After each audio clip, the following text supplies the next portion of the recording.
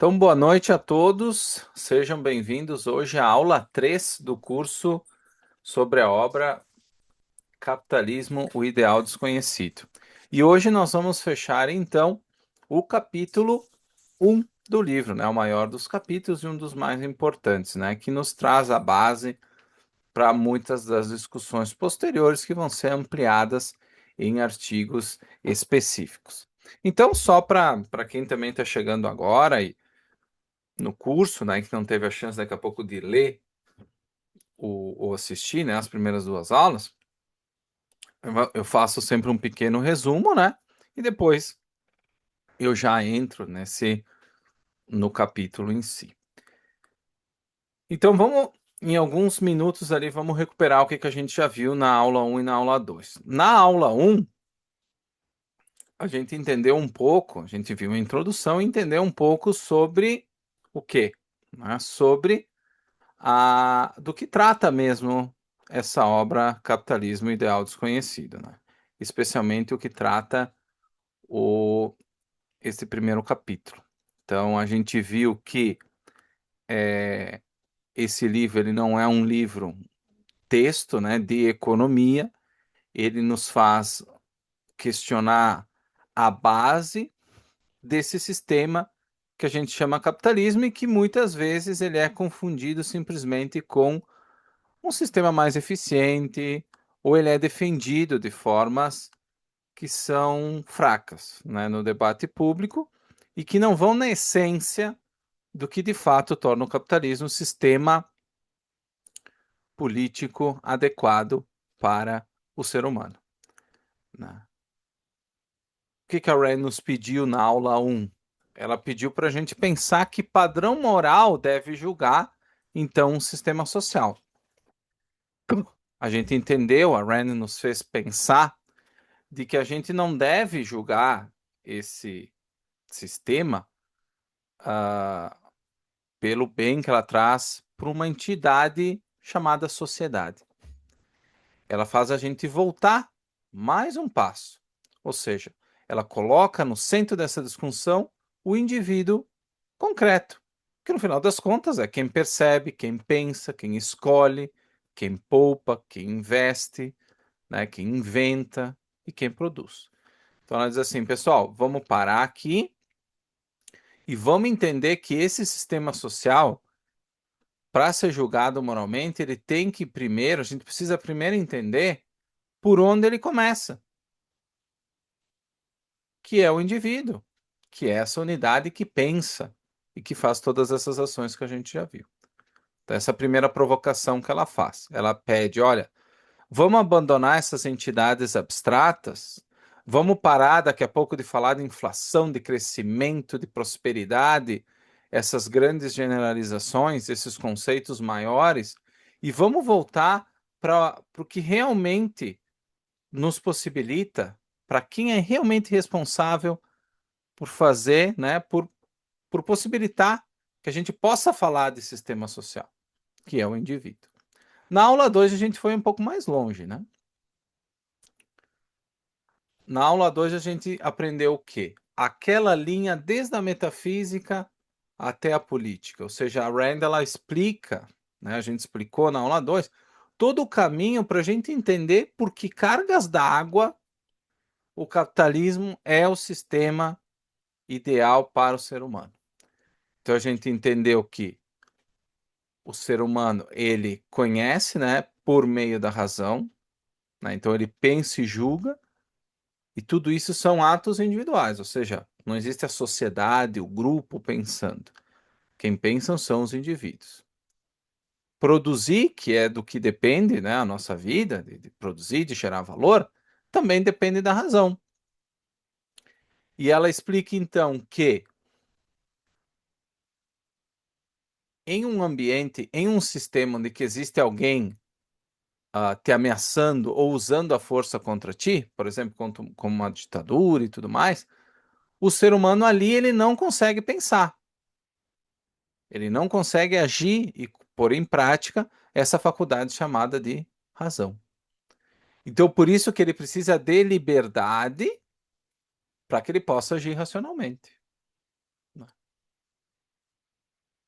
o direito, tanto o nosso direito à vida quanto o direito à propriedade, eles protegem essa liberdade de a gente poder agir. E quando eu tenho liberdade para agir, eu produzo, então eu gero propriedade, né? Eu gero bens, eu gero produto, eu gero dinheiro. Então, a noção de direitos de propriedade permite, então, que eu conserve, use e troque aquilo que eu legitimamente produzi. Ou seja, não aquilo que eu roubei de alguém, ou que eu, de certa forma, extorqui por meio do imposto, esse tipo de coisa, mas sim o que eu produzi legitimamente.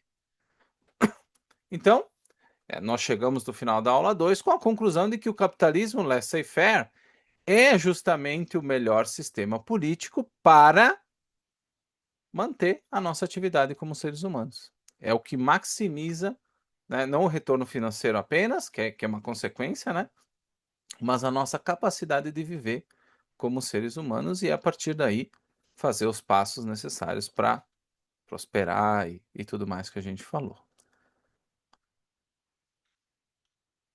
Só que a gente chega na aula 3, nessa última parte do capítulo, e faltava perguntar alguma coisa, né?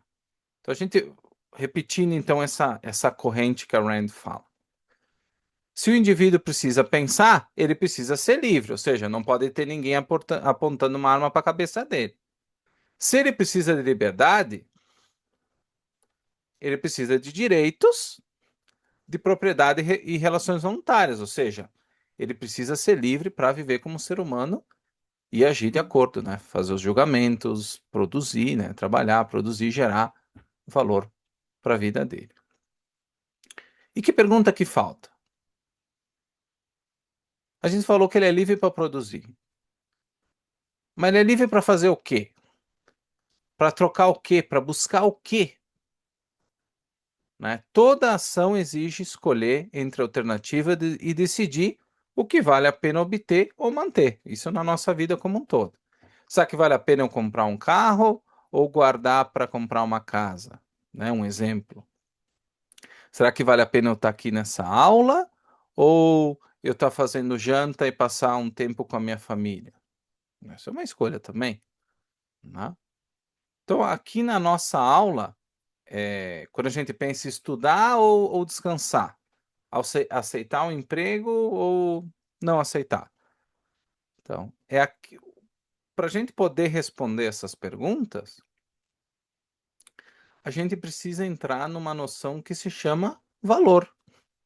Ou seja, a gente tem que estudar o que de fato é um valor na nossa vida. Um dos grandes problemas, né, nossos amigos anarcocapitalistas sempre dão a impressão de que, por exemplo, se amanhã não existisse o governo, todo mundo seria feliz e teria muito dinheiro e teria sucesso na vida. Uma das principais falhas nesse raciocínio é entender que o uso da razão, a prosperidade não são automáticos. Ou seja, quantas pessoas vocês já viram que têm muito dinheiro, mas são profundamente infelizes? Muitas, né? Com certeza. Quantas pessoas deprimidas, quantas pessoas passando por grandes dificuldades. Às vezes tu vê uma pessoa na rua, ela parece muito mais realizada e tranquila do que uma pessoa que tem grandes condições financeiras, mas que daqui a pouco vive em contradição. Então a gente precisa, para defender o sistema capitalista, a gente precisa entender que o ser humano ele é calcado em valores, na busca dos seus valores. Ele precisa de valores para sobreviver, para manter a sua vida. Então existe esse ciclo entre um valor que eu conquisto, ele vai permitindo que eu conquiste outro, e todo esse processo vai sustentando a minha vida. Eu começo dos valores mais simples e vou evoluindo, vou construindo toda uma cadeia, uma hierarquia de valores para que a minha vida seja possível, né? E nós vamos entender um pouco mais sobre isso agora. Então, a essa aula, o que que a gente vai fazer? A gente vai perguntar como é que essa mente, né, como é que a razão nos permite relacionar coisas, fins, consequências, né? Então, se a gente falou que o capitalismo é uma ordem de trocas voluntárias, a gente precisa entender O que está por trás dessas trocas? Que são o quê? Pessoas diferentes avaliando coisas diferentes em contextos diferentes. Boa noite, Roberta, Eric, Marta, sejam bem-vindos.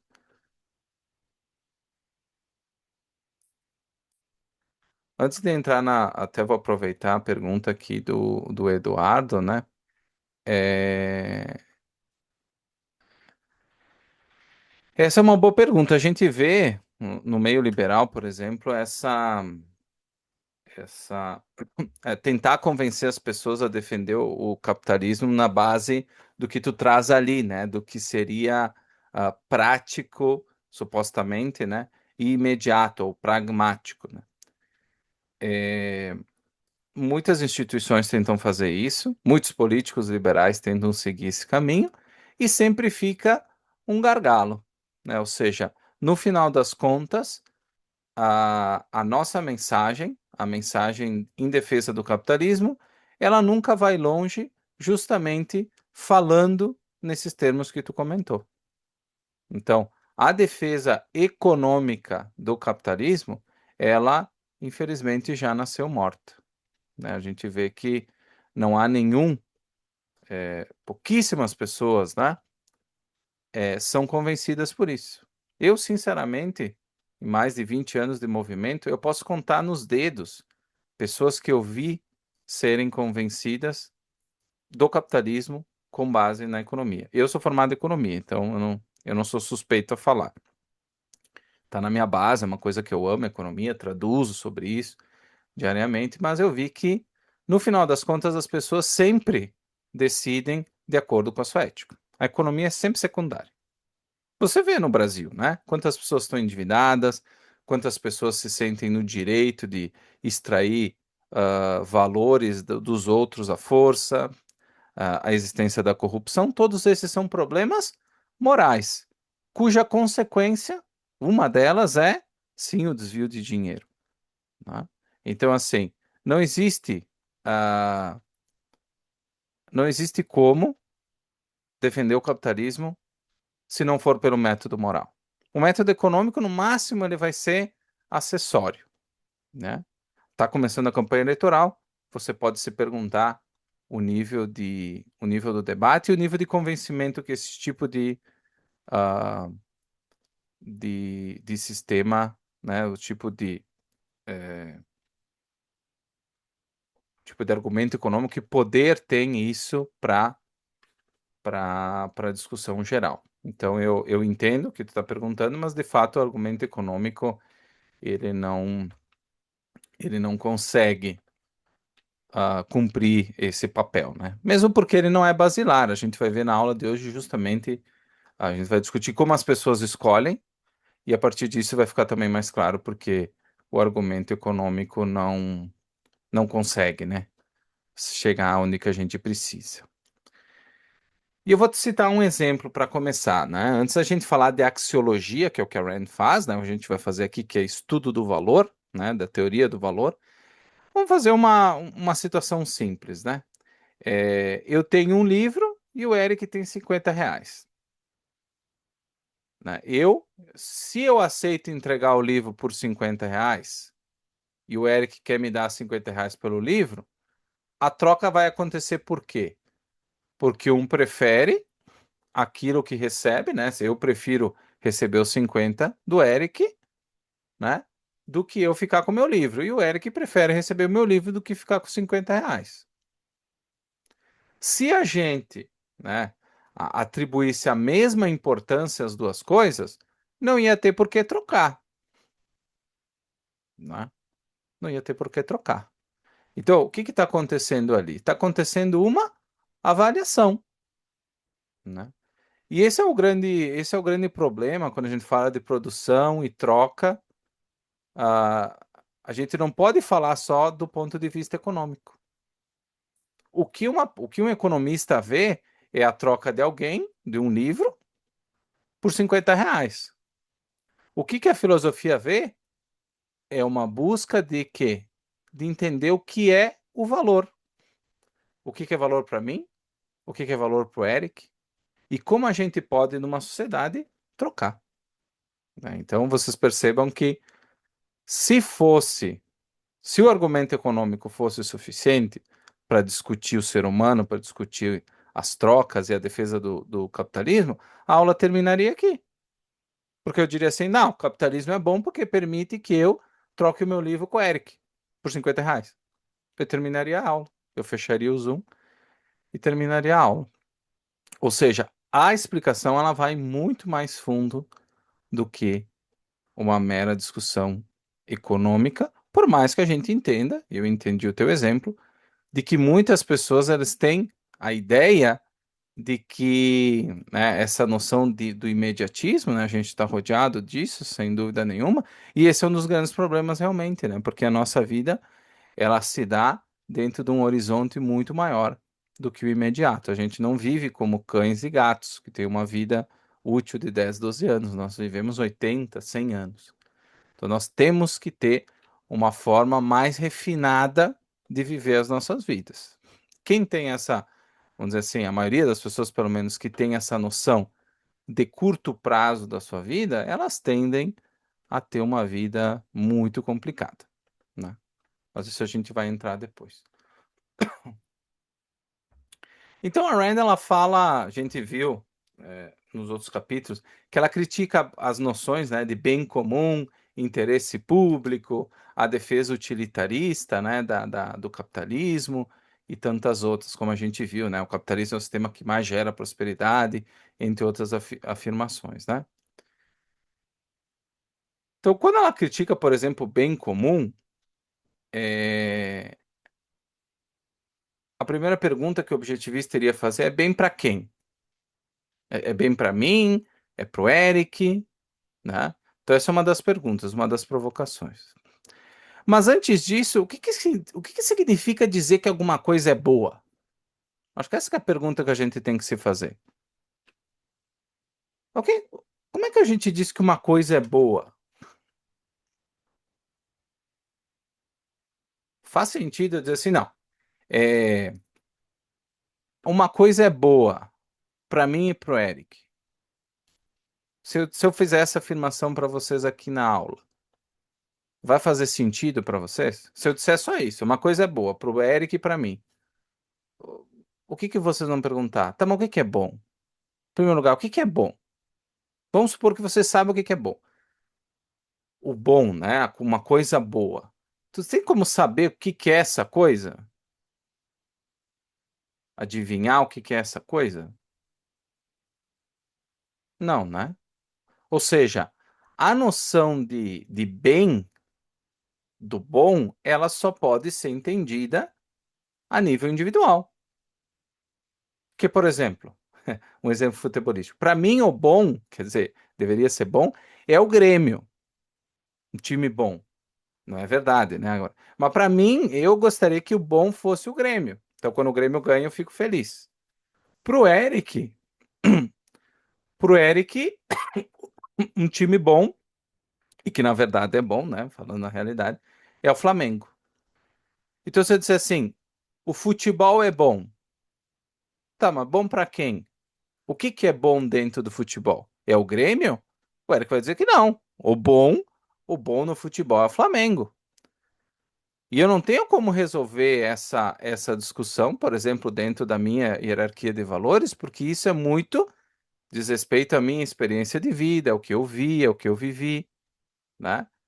E tá tudo certo, vai estar certo para mim, porque diz respeito ao meu contexto de vida, aos meus valores, à proximidade da minha casa e outros elementos. E da mesma forma para o Eric, né? E a gente vai entender porque isso não é subjetivo. A gente vai entender logo logo porque isso não é subjetivo, né?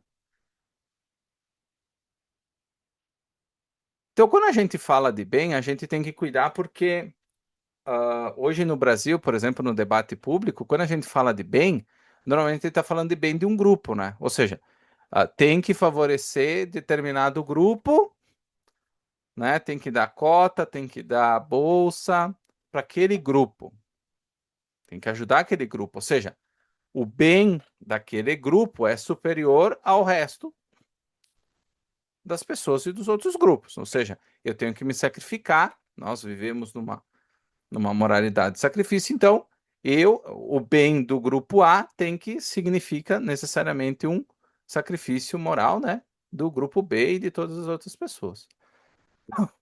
Então o que que a Rand ela fala?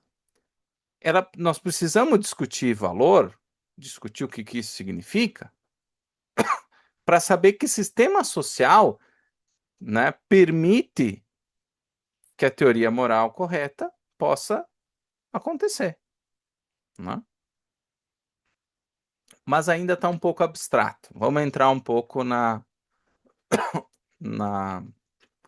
numa discussão um pouquinho mais histórica para gente entender antes da gente entrar na teoria do valor da Rand, tá? Então essa pequena chamada que eu vou fazer aqui, ela não está no texto, mas eu acho que ela é muito importante para nós.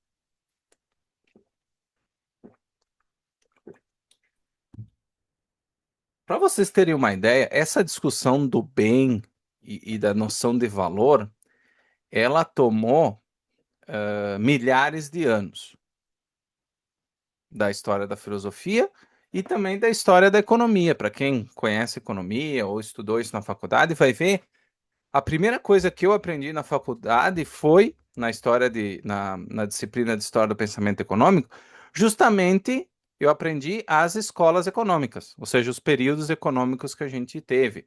Mercantilistas, fisiocratas, utilitaristas. Depois eu vi o Smith, o Marx, os marginalistas e tantos desses. E o que que eles falam? Qual que era o problema que eles queriam resolver? Queriam resolver justamente o quê?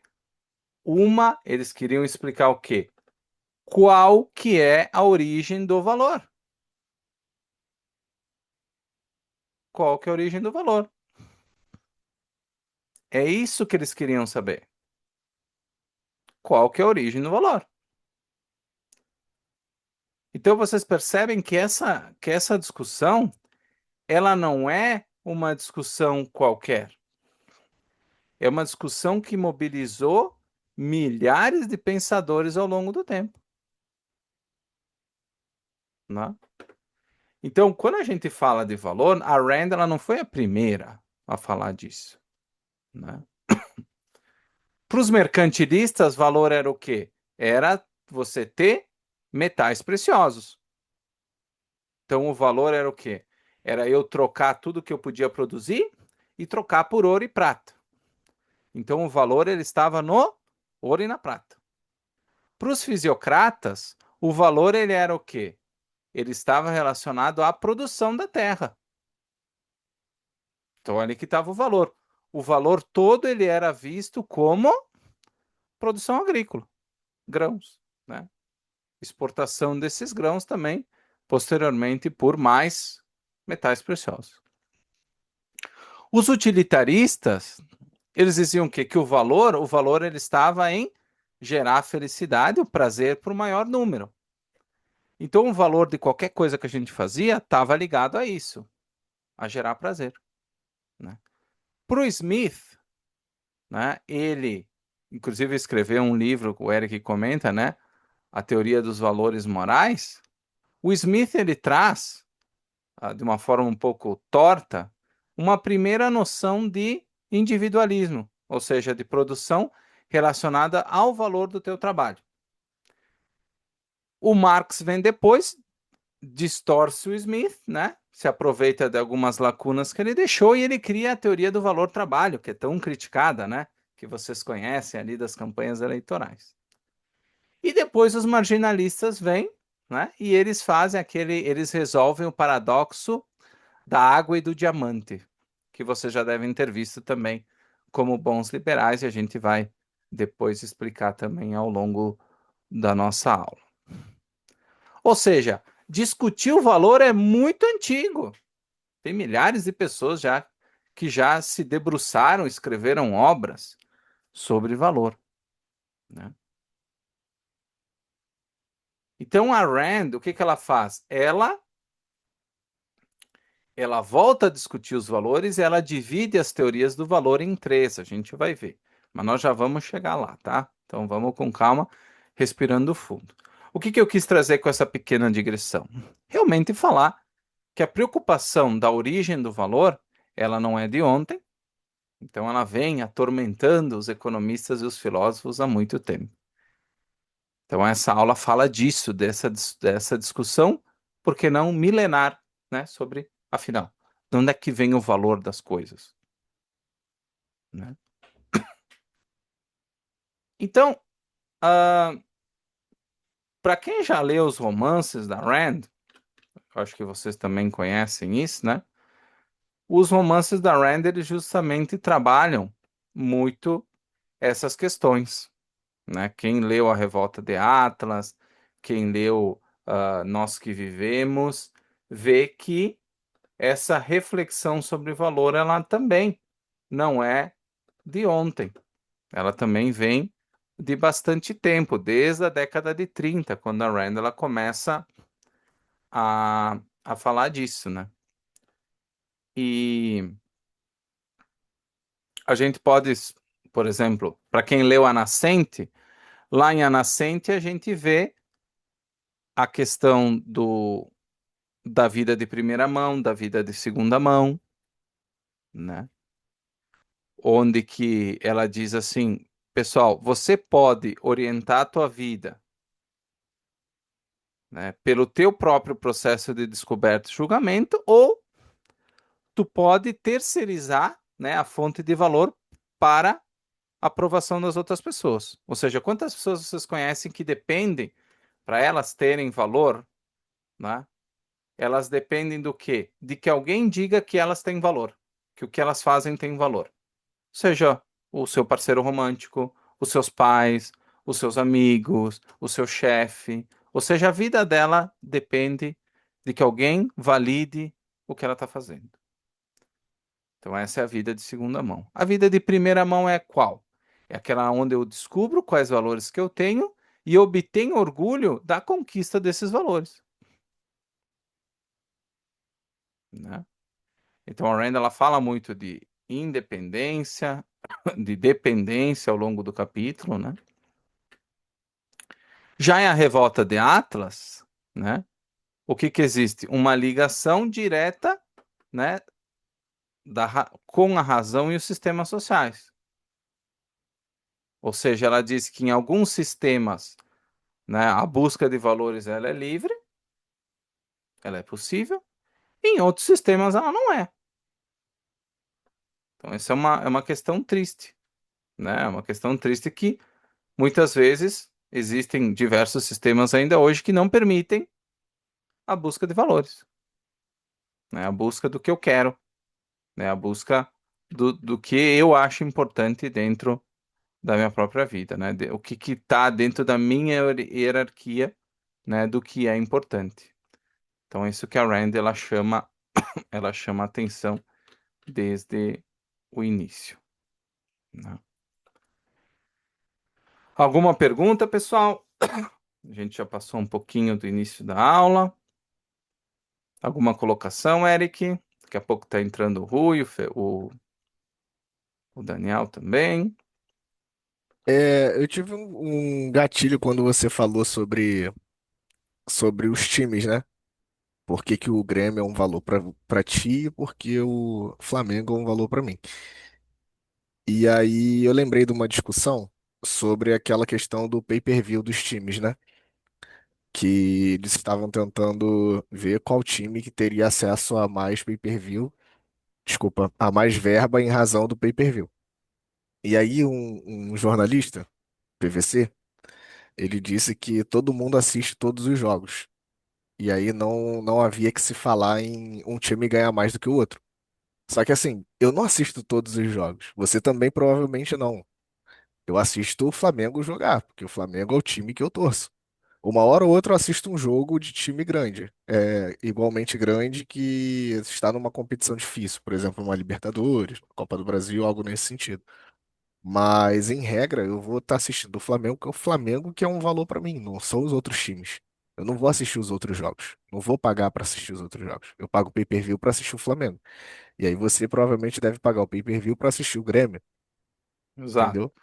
E aí, assim, ele é uma confusão muito clara que você me deu um insight agora falando sobre isso que eu acabei associando, entendeu?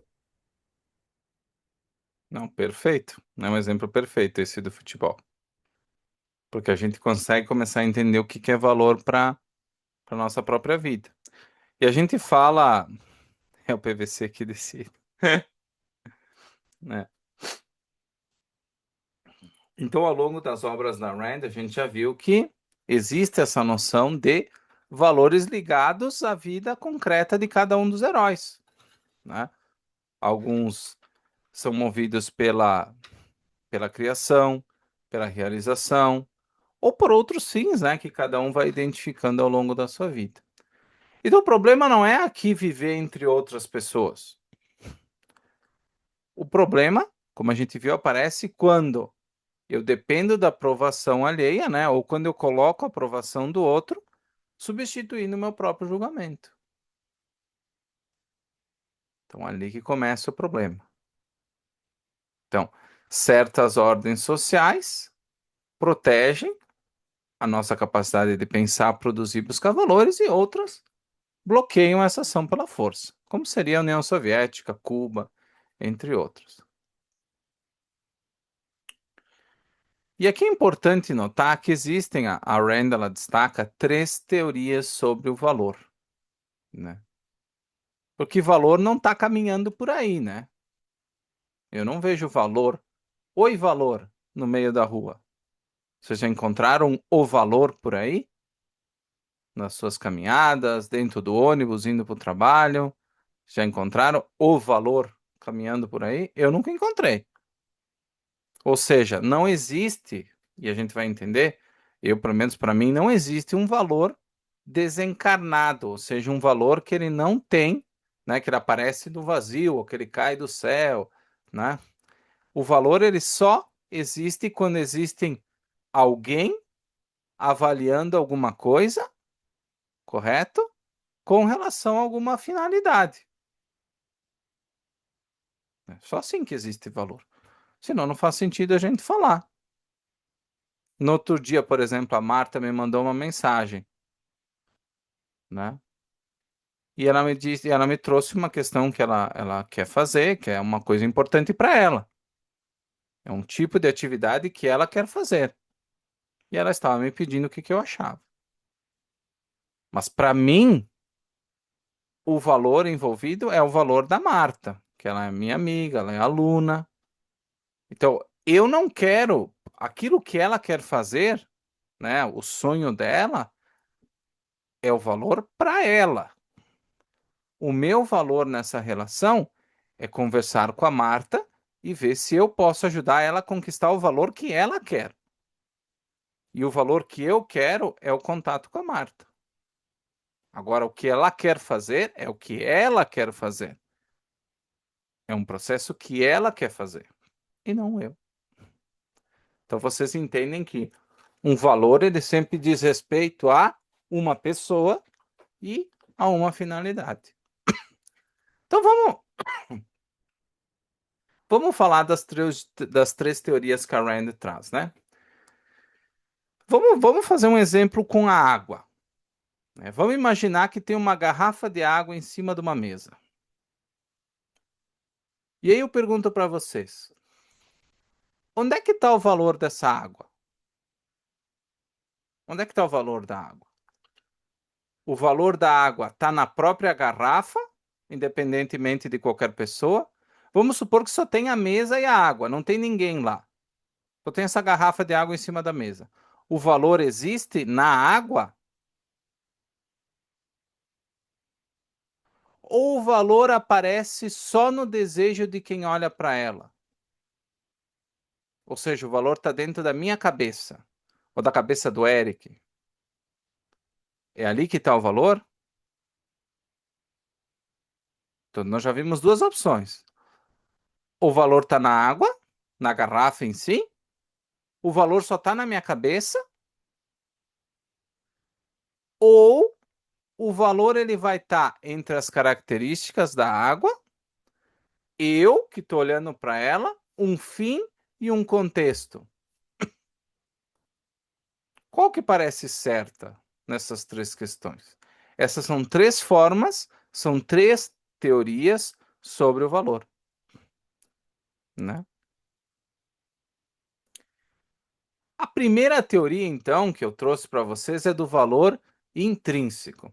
Essa teoria do valor intrínseco ela é muito conhecida, por exemplo, pelos católicos, quando fala da própria vida.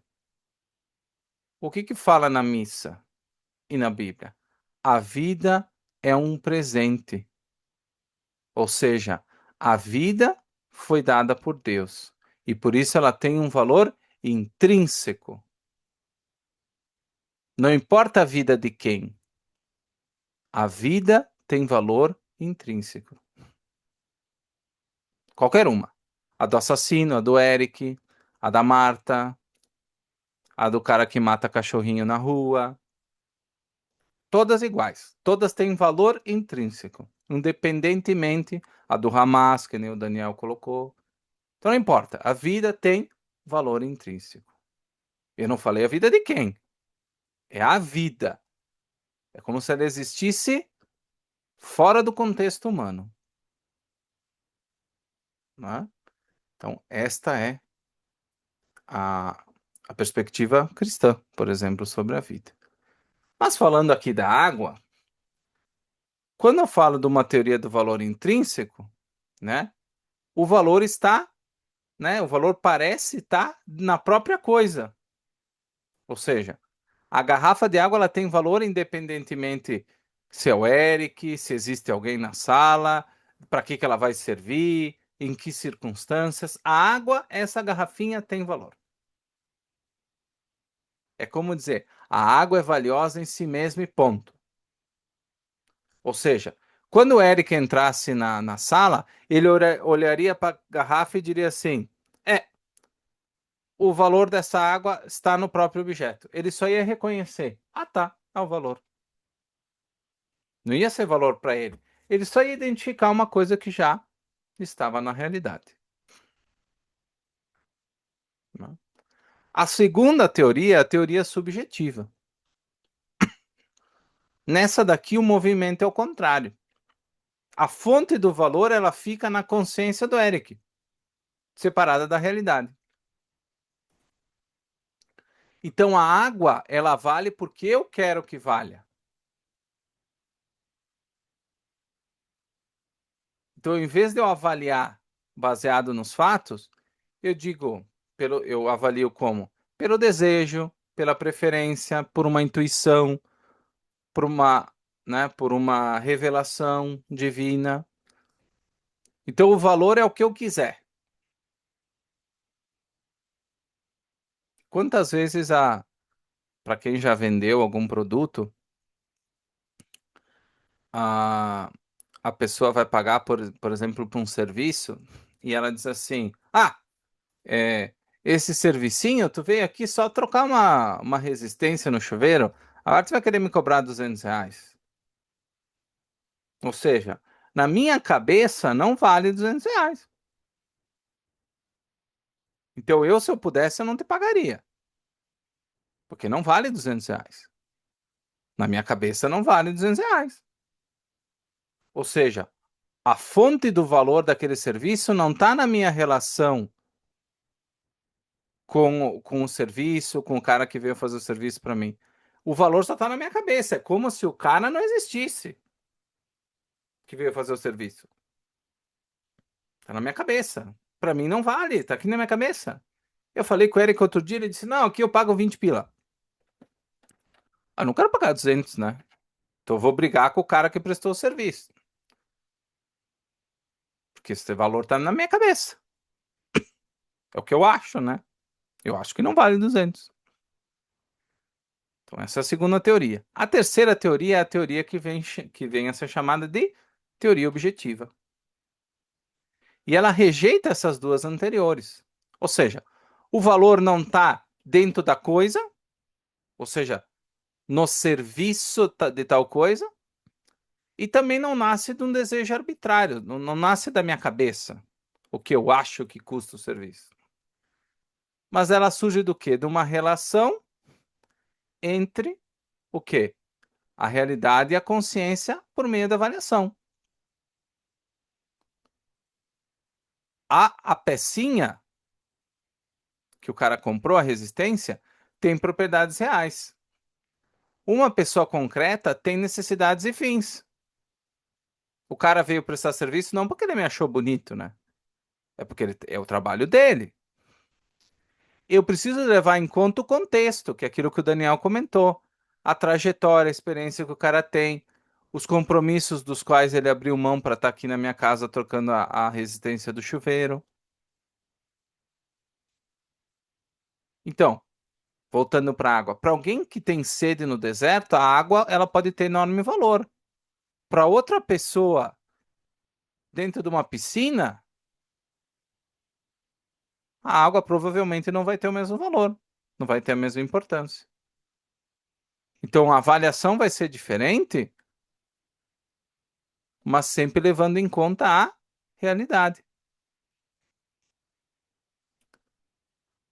Perfeito, Alina. A gente vai falar dos místicos do músculo e do espírito na próxima aula, provavelmente. Daí eu desenvolvo isso com mais atenção, para a gente não sair muito da linha aqui da aula. Mas se tu tiver dúvidas específicas por alguma coisa que tu leu e tudo mais, pode me mandar no WhatsApp que eu te respondo amanhã sem falta. Tá?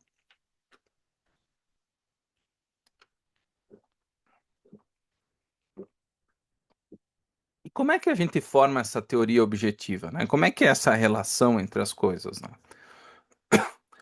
Para para que uma teoria do valor seja objetiva, a Rand ela diz que tem que fazer duas perguntas: valor para quem e para quê. Dizer que uma coisa é boa é insuficiente. A gente precisa saber quem que é o beneficiário, qual que é o fim, quais as alternativas e quais são os fatos relevantes. Então, objetivo não significa igual para todo mundo, como a gente viu no exemplo da água ou no exemplo do time de futebol. Pessoas diferentes podem fazer avaliações diferentes. Por quê? Porque eles se encontram em contextos diferentes. Se eu estivesse no meio do deserto, uma garrafinha de água podia estar até morna, seria a salvação da minha vida. Agora, uma garrafinha de água na beira da piscina, talvez seja legal tomar um golezinho ali para tirar a sede, mas não vai ter, sem dúvida nenhuma, o mesmo valor que eu daria se eu tivesse lá perdido no meio do deserto.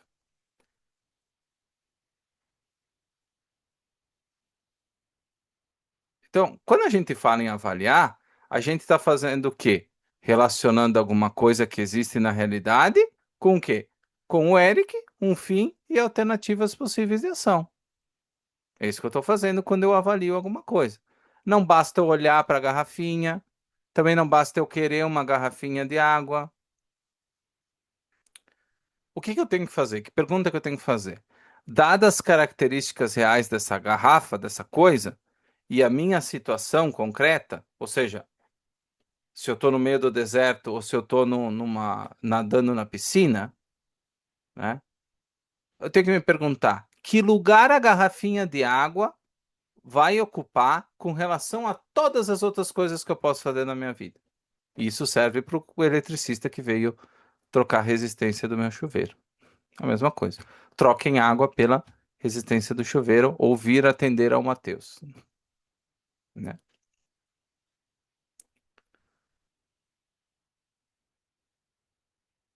Um exemplo, né? Outro exemplo para deixar isso muito claro. Vamos pensar num casaco. Um casaco para um carioca, um casaco de lã, ele não tem importância nenhuma praticamente. O carioca ela vai usar uma vez por ano, quando muito, um casaquinho leve. Mas um casaco de lã, só se ele for para Argentina, lá para Bariloche, no meio da neve. Porque senão ele nunca vai usar no Rio de Janeiro. Agora, um casaco de lã, né, de pele, aqui no Rio Grande do Sul, ele é muito importante, especialmente por causa do nosso inverno. Para vocês terem uma ideia, hoje de manhã estava 20 graus, ao meio-dia 30 e agora 12. Ou seja, a variação térmica é muito grande. E aqui é muito normal estar 0 graus. Então, o casaco de lã no contexto do meu inverno, ele é muito ruim. Digo, é muito bom, muito necessário.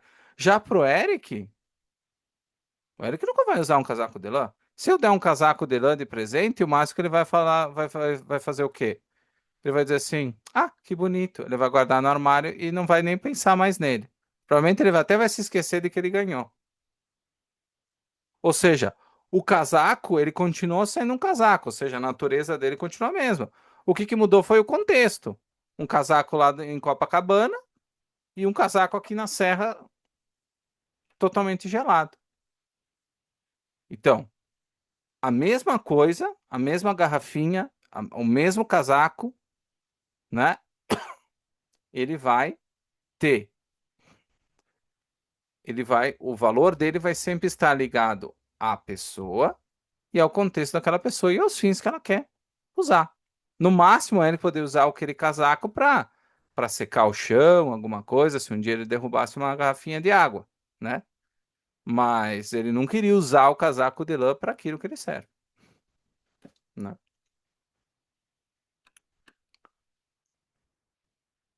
Outra coisa, um outro exemplo para isso ficar mais claro. Vamos supor que eu sou o reitor de uma universidade.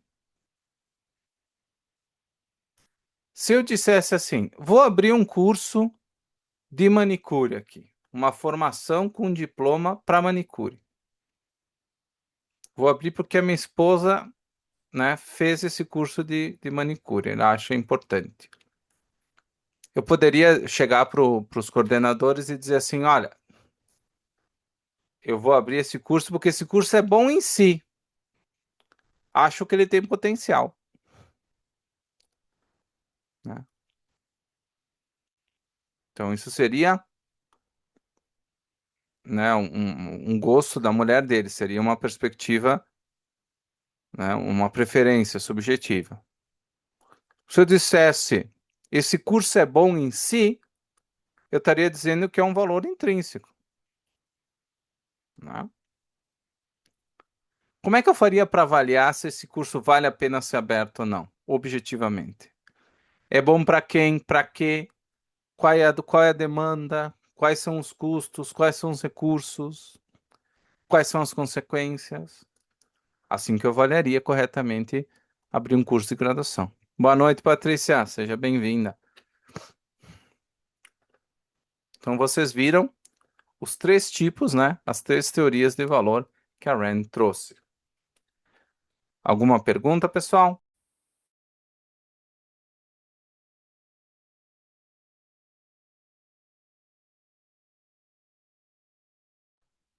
Tá, Matheus, tu falou que essas teorias do valor elas são importantes para a gente entender o capitalismo, né? Para entender os sistemas sociais. Mas como assim?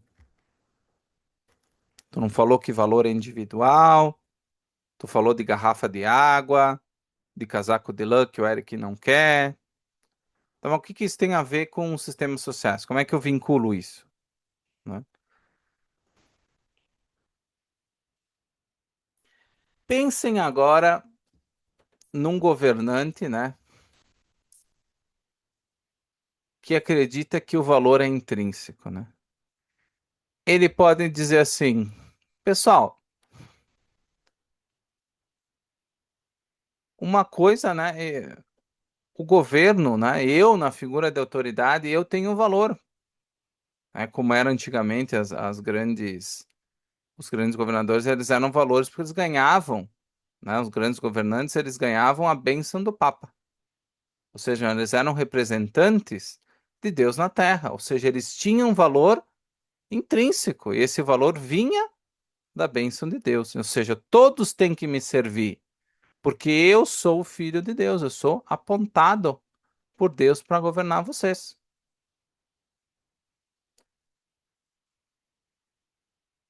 Então eu posso impor o que eu quiser.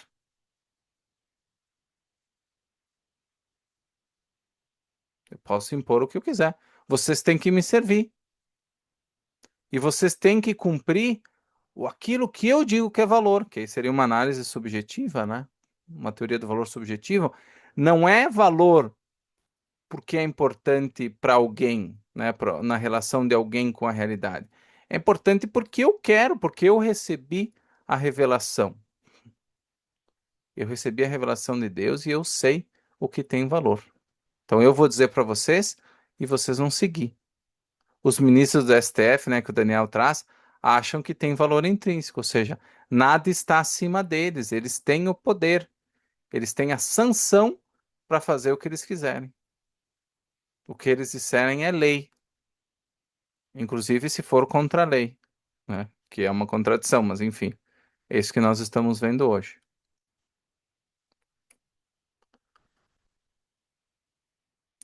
Então, se eu sou esse governante, ou se eu sou esse ministro, eu não preciso perguntar valor para quem e para quê, qual vai ser o custo, quais são as alternativas. Eu posso transformar qualquer sacrifício, né? Eu posso racionalizar qualquer sacrifício em nome do valor declarado. No caso, no Brasil, né? Democracia. Então, tudo é justificado em nome da democracia. Você sabe, é assim que está sendo no Brasil. A teoria objetiva ela segue na direção oposta. Se o valor exige uma mente que pensa, né, que relacione fatos, fins e ações, só eu posso fazer esse julgamento e agir de acordo com ele. Não quer dizer que toda avaliação que eu vou fazer seja correta, infelizmente. Significa que não tem ninguém que pode substituir, usando a força, o meu processo de pensar e avaliar. Novamente, é isso que os ministros do STF tentam fazer e os antigos tiranos, né, e monarcas procuravam fazer também, né, nas suas épocas. Quando a gente não tem pensamento, quando a discussão não envolve pensamento, não envolve uma teoria objetiva de valor, o que sobra é o quê? Uma luta de espadas, ou seja, a minha vontade contra a sua. E nessa disputa, a força sempre ganha da persuasão, como a gente pode ver aqui no Brasil novamente. Quando a gente fala, então, de intrinsecismo e subjetivismo, essas duas teorias, elas são baseadas no, numa arbitrariedade. Então, o intrínsecismo ele separa o valor do agente do contexto. Ele diz que uma coisa tem valor independentemente do agente, né, do Eric e do pensamento dele. O subjetivismo separa a preferência das exigências da realidade, ou seja, eu mereço. Quantas vezes você já viu aquela pessoa dizer assim, não, eu mereço um carro zero, eu mereço comprar uma BMW, eu mereço. Eu não tenho dinheiro, eu não tenho contexto para comprar, mas eu mereço. Então eu vou me endividar e eu vou realizar esse sonho de comprar a BMW. Não importa se eu não tenho o que comer, porque é o meu desejo, eu mereço. Ali está um dos erros do subjetivismo. Eu separo a preferência do meu contexto na realidade. Isso, quando isso acontece, o que acontece? Problema. Problema para quem faz isso. A única que junta os fatos reais e a avaliação racional é a teoria objetiva do valor, né?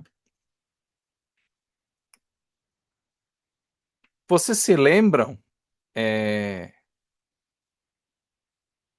para quem leu a história de Nós que Vivemos, o curso, inclusive, tá, tá ali na nossa playlist da Universidade Objetivista, para quem não. Inclusive, Nós que Vivemos, fazendo merchan, fui eu que traduzi, um dos únicos romances da Rand que eu traduzi. Vão sair traduções de outros romances aí, hein? Fiquem de olho. Ou retraduções, no caso, de traduções mais precisas também. Então, a, um dos problemas, né, um dos problemas da Kira, da heroína, é que ela queria ser engenheira, ela queria construir pontes, né? E ela começou a estudar, ela tinha capacidade, ela estava se preparando para isso. Só que daí vem a Revolução Russa, né? E aí ela é obrigada a abandonar esse sonho. Ela nunca conseguiria seguir essa profissão. Por quê? Porque o governo disse assim: olha, você é mais útil em outro lugar, né? Então, a autoridade soviética naquela época, ele controlava a ação da Kira. Ela não podia, ela até poderia querer fazer aquilo, mas ela nunca conseguiria unir julgamento e ação. Ela poderia pensar como arquiteta, montar projetos como uma arquiteta, mas jamais transformar isso numa ponte.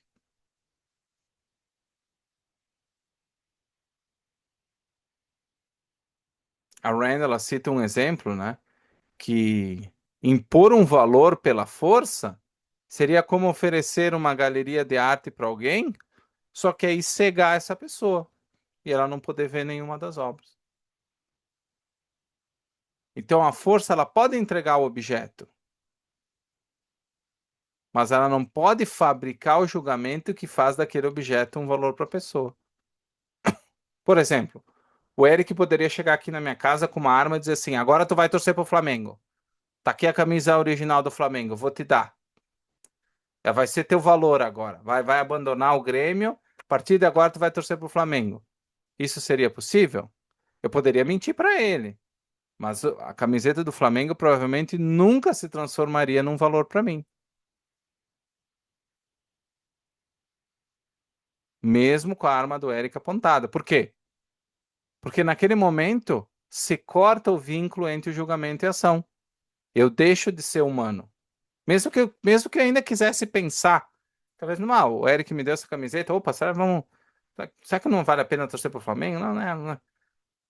Eu não posso fazer isso, pelo simples fato da força cortar esse vínculo entre o pensamento e a ação. É isso que acontece com a Kira, é isso que acontece com muitas pessoas, infelizmente, né? Por causa do uso, né? Por causa desse rompimento da ligação entre avaliação e ação. Vamos supor que eu chegasse para Patrícia, apontasse uma arma e dissesse para ela assim: Patrícia, a partir de amanhã tu vai virar tradutora.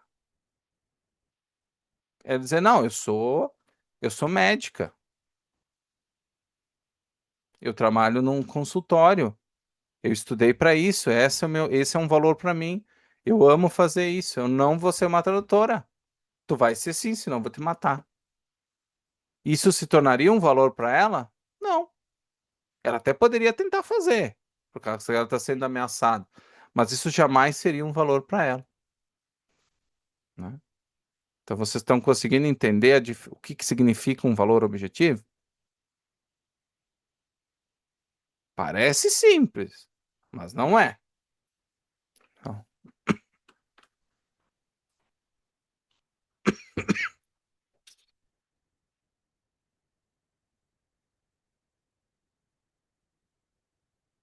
nós falamos antes, né, de direitos individuais. Mas qual que é a relação desses direitos individuais com a noção de valores objetivos?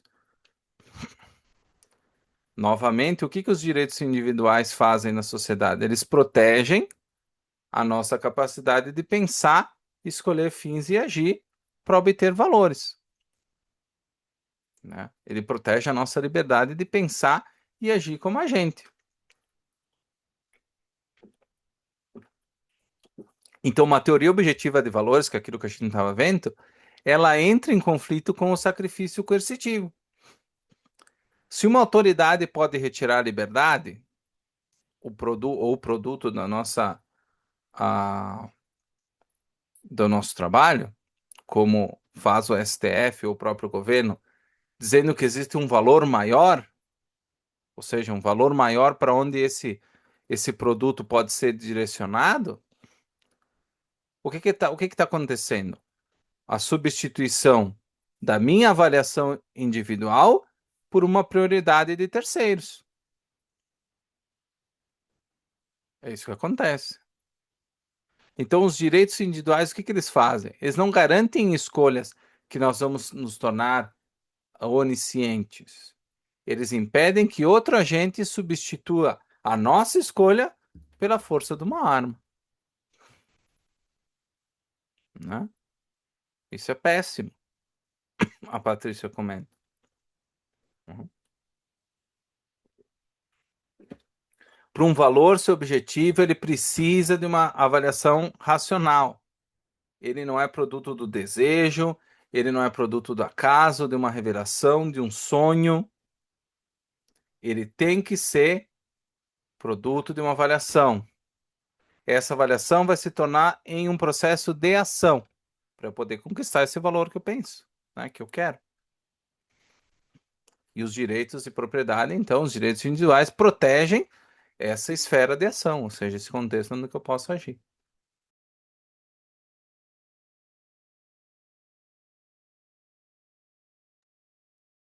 E o que que o livre mercado faz, né? Qual que é a relação com os valores objetivos? Na sociedade se reúnem todos nós, né? Um exemplo, todos nós aqui na sala do Zoom, né? Todos nós temos conhecimentos, necessidades, recursos e contextos diferentes, não é?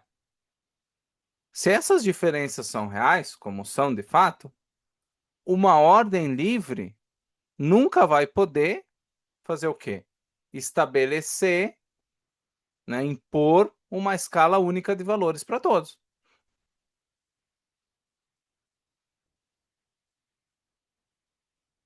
Vamos supor o Eric. Muito elevado na escala de valores do Eric hoje é passar num concurso para juiz, para promotoria, enfim, relacionado a direito. Esse é um valor para ele, um valor central na vida dele hoje, entre os maiores. Imagina se amanhã surgisse um governo, uma pessoa, um conjunto de pessoas que entrasse agora na aula dos Zoom e dissesse assim: a partir de amanhã, todo mundo vai estudar para concurso para passar na área do direito. Todo mundo. Vai largar tudo que vocês estão fazendo. Então, vocês estão avisados, né? Uma ameaça, que a partir de amanhã vocês vão abandonar tudo que vocês estão fazendo. E vocês vão, primeiro lugar, estudar para concurso. Segundo lugar, assistir jogo do Flamengo. E terceiro lugar, dormir. E é só isso. Se eu descobrir que vocês estão fazendo outra coisa, vocês vão se arrepender.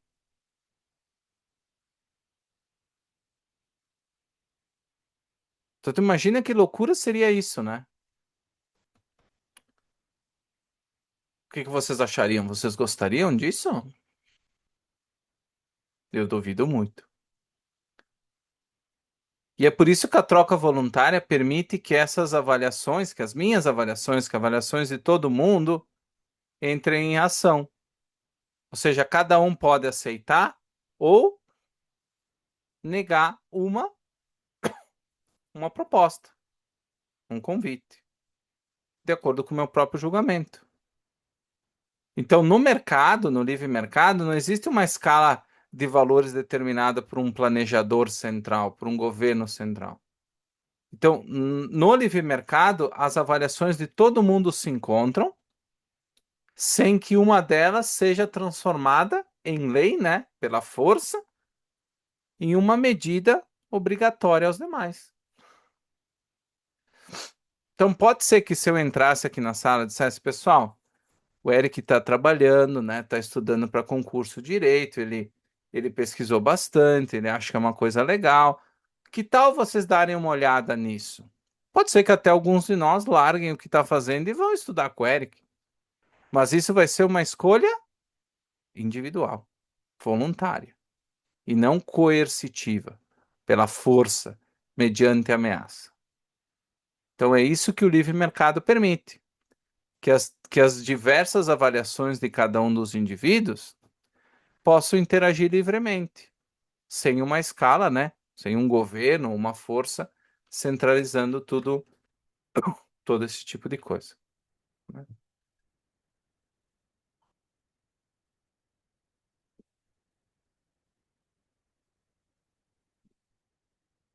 Alguma pergunta, pessoal? Hã? A Aline já não quer fazer, viu? O Daniel também não quer. Então, acho que Eric vai ter que estudar sozinho nessa.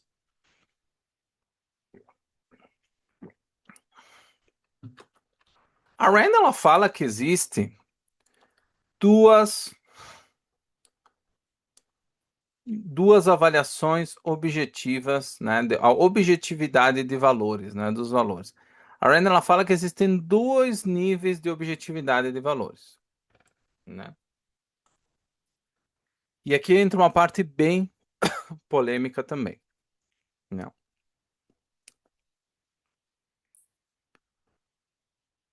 Quando a gente fala, a Rand ela fala que existem dois tipos então de objetividade de valores. Existe o valor filosoficamente objetivo e existe o valor socialmente objetivo. Tá, mas qual que é a diferença entre esses dois, Matheus? Vamos lá. Vamos pensar, e esse é o exemplo que a Rand traz na obra, né? No microscópio e no batom. Né? Se eu perguntar para vocês, qual desses dois objetos incorpora mais conhecimento científico e abre mais possibilidades de investigação, né, de pesquisa e de desenvolvimento humano? Qual dos dois seria? O microscópio ou o batom? Podem abrir o microfone ou responder ali no chat. Qual que seria? Qual que é a resposta? É o batom ou o microscópio? O microscópio, que nem a Aline falou, perfeito. Mas se a gente perguntar qual deles é mais importante para uma pessoa específica, vamos dizer, para uma moça, que vai sair para uma entrevista de emprego e está se arrumando, vai ficar bonita, bem ajeitada para a entrevista. Qual que tem mais valor para ela? O microscópio ou o batom?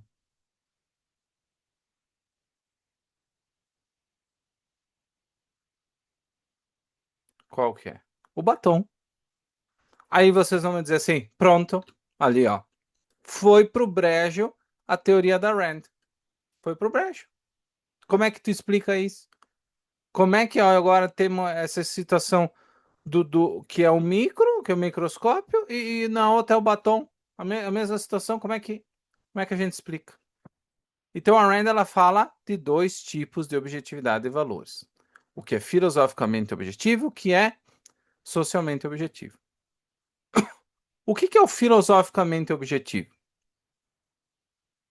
Não. É aquilo, é quando a gente está falando de uma coisa considerando o padrão mais amplo de racionalidade, conhecimento e potencial humano, né?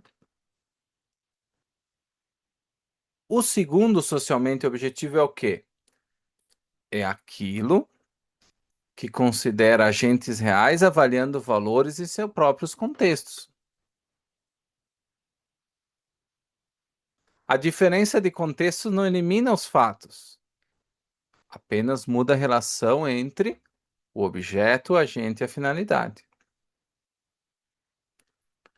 Quando que eu digo assim, por exemplo, já vi muitas pessoas dizendo assim: ah, música clássica é filosoficamente superior. Eu acho que sim. Avaliando, musicalmente falando, é verdade. É filosoficamente superior, eu concordo. Só que isso não pode, não me dá o direito de obrigar outra pessoa a escutar. Reconhecer um valor superior não transforma coerção em avaliação. Ou seja, não me dá o direito de eu pegar quem, sair queimando, deletando Spotify e fazendo todo mundo escutar música clássica, né? Então, voltando, por exemplo, do microscópio e do batom. O microscópio, ele incorpora maior conhecimento científico, né? Isso a gente sabe.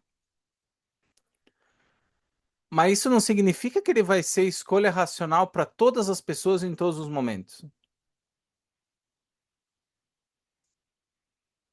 Então, uma pessoa que precisa se preparar para uma entrevista, ela vai sim, provavelmente, atribuir mais importância ao batom naquele contexto.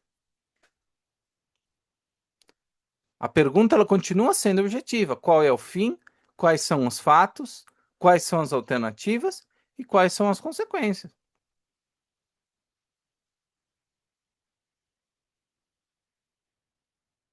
Né?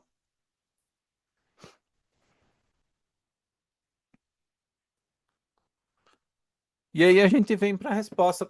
Qual desses dois valores é representado pelo mercado? Qual dos dois tipos de valores a gente encontra no mercado? O filosoficamente ou socialmente?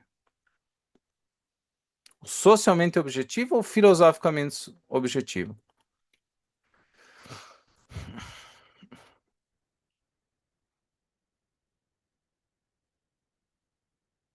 O social, como a Patrícia falou. Então, o mercado representa o quê? O valor socialmente objetivo. Se encontram muitas vezes, né? São encontros de avaliações de juízos de pessoas reais, né? E a partir daí, nós temos os preços, as trocas, os padrões de demanda, né? Por quê? Porque pessoas diferentes em contextos diferentes colocam em prática suas avaliações. Então, o valor de mercado, né? O que que ele é? Uma avaliação, né? O encontro de avaliações, o encontro livre das avaliações de milhares de pessoas, né? Então, por isso que ele não é. Pode ser que às vezes a coisa que é filosoficamente superior, ela também seja socialmente superior, socialmente objetiva, ou seja, dentro de um determinado contexto, aquela coisa filosoficamente superior, ela pode ter mais mercado que as coisas que são filosoficamente inferiores, objetivamente, né, falando. Mas normalmente acaba sendo diferente. O exemplo da música. Hoje o funk tem muito maior valor de mercado do que música clássica, apesar dele ser filosoficamente inferior. Então esse é um exemplo bem clássico.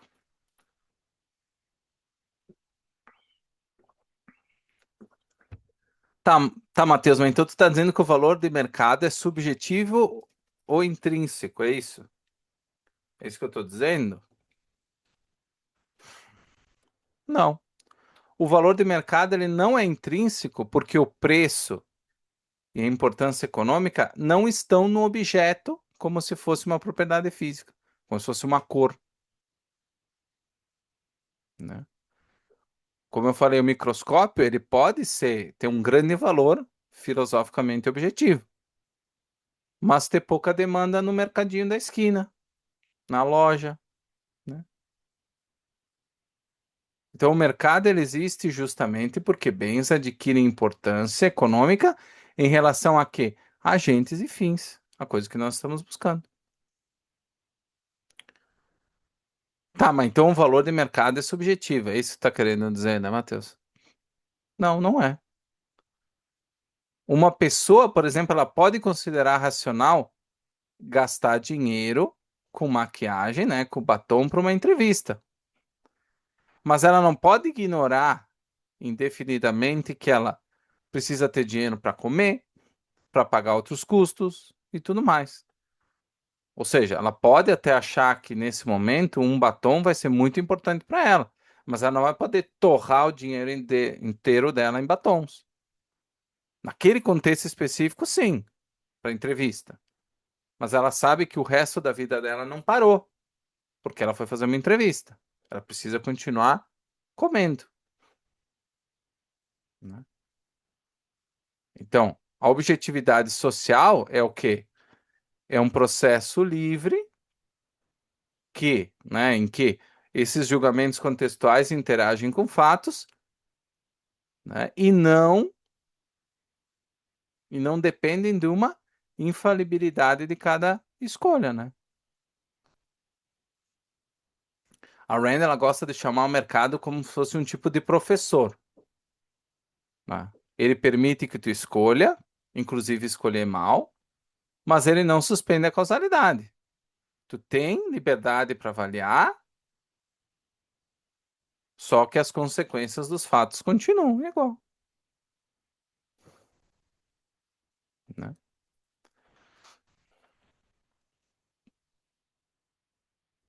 Uma pergunta, pessoal, antes que a gente siga para mais um exemplo.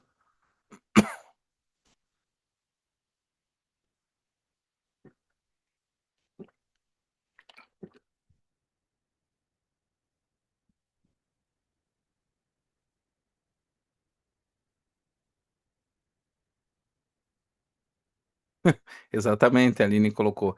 E o nível de inadimplência está aí para provar como esse professor é muito bom. É verdade. Tem razão, muito bom exemplo, Aline.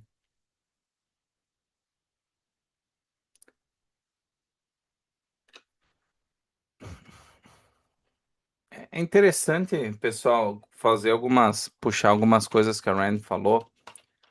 Para Rand, a gente não deve ver o mercado como uma foto, né? Uma fotografia estática das preferências da maioria. Isso é muito importante. Que essa é uma visão que puxa um pouco da soberania do consumidor de Mises, né? E tá equivocado. Os produtores, eles competem para oferecer produtos melhores e mais baratos. E tentam descobrir o melhor possível dentro do campo deles, né? E eles podem ser penalizados se eles decidirem errado. O que a gente vê? Que a maioria só pode desejar o que já conhece. Eu, como consumidor, eu posso desejar o que eu já conheço, o que existe. O inovador é quem pode descobrir e demonstrar um valor que ninguém ainda pediu. Lembrem do iPhone ou do iPod. Então a Rand ela fala que o mercado é conduzido pelos produtores, ou seja, não porque eles obrigam consumidores a fazer nada, mas porque os produtores abrem novos campos de produção e ampliam aquilo que eu, por exemplo, posso querer conhecer e escolher. Tanto que muitas vezes a gente compra novos produtos, né? Achando que a gente queria aquilo e no final acaba não usando. Quantas vezes já aconteceram com vocês? Mas olha quantos produtores estavam pensando nessas avaliações, nessas novas descobertas, né? E eu só posso desejar, eu só posso querer comprar uma coisa que existe, que eu conheça, né? De verdade, como consumidor, eu só posso fazer isso. Quem abre, né, as possibilidades de compra de coisas novas é o produtor. Olha o Eric, ó. Eu tenho uns 4 jogos na Steam que até hoje eu não joguei. Eu também, né? Exatamente. Eu também, às vezes eu tenho alguns emuladores de videogame também para jogar no Note. E quando quando eu instalei o emulador, eu baixei vários. Eu disse, não, agora eu vou jogar todos. Ou seja, alguém criou o emulador que eu não sabia, não tinha como conhecer, e me permitiu baixar jogos, e me permite daqui a pouco baixar novos jogos. E eu mesmo assim nunca joguei, né? Nem sei como é que é. Mas eu dependi dos produtores, dos criadores, para eu ter essa possibilidade de demandar esse tipo de coisa, né? Então veja que interessante, né?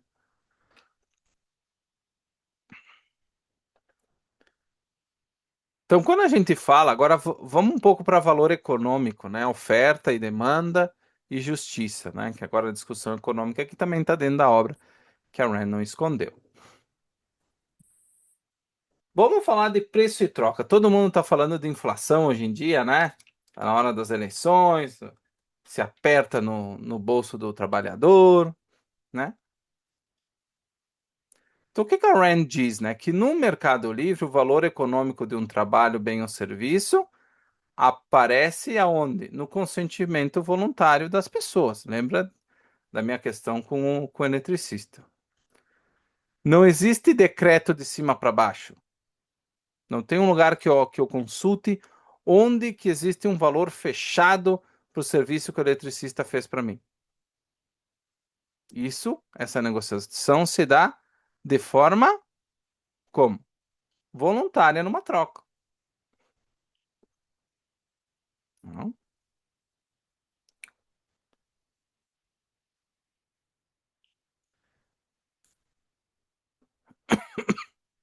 Então, assim, a, do lado de quem produz, né, existem algumas responsabilidades. Resolver um problema real com qualidade, oferecer um produto a um custo competitivo e comunicar por que que aquilo é valioso. Assim eu consigo o consentimento dos demais. E assim que surge o valor de mercado, né?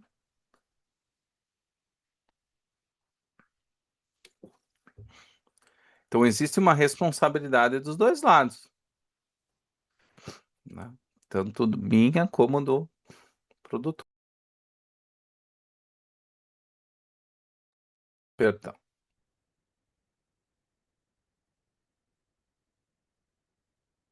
E a Rand ela traz, quando a gente fala de lei da oferta e da procura, né?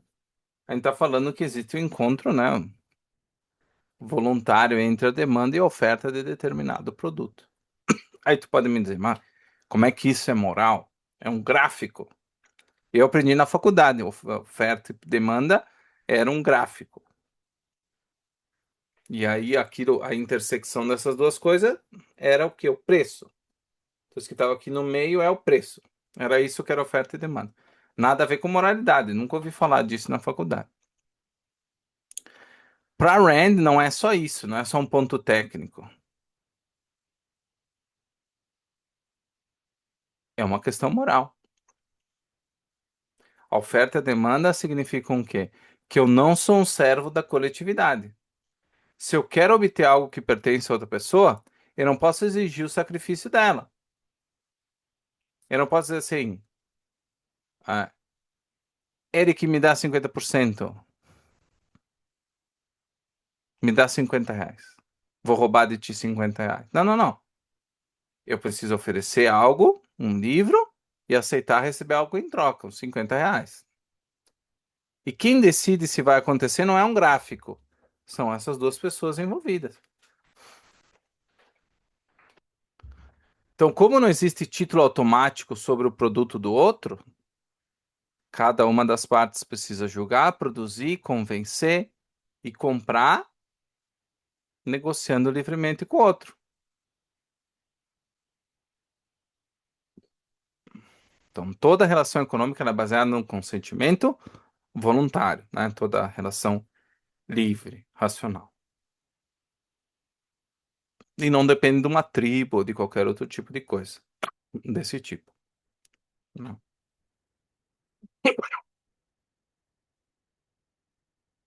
E aí surge aquela discussão do que é justo, né? A Rand ela traz um exemplo no livro que com certeza poderia ser trocado por músicos mais atuais, né? Mas ela diz assim: por que que o Elvis Presley pode ganhar mais que o Einstein?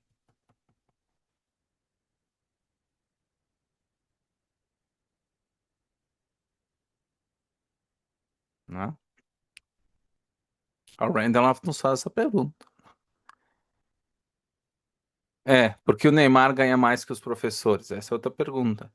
Eu também estou magoado porque agora sou professor também de escola, então o Neymar está ganhando mais do que eu, então eu estou muito chateado. Não, brincadeira. Mas vamos entender, né? É, a resposta, no caso do Elvis, né? É que milhões de pessoas podem escolher gastar o dinheiro delas com álbuns do Elvis Presley. O retorno financeiro dele vai estar registrando o quê?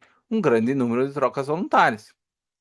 Ou seja, não significa que o mercado tá declarando que o Elvis é filosoficamente mais importante que o Einstein. O preço do mercado não é uma medalha de mérito moral, intelectual, filosófico, que é aquilo que a Rand estava dizendo,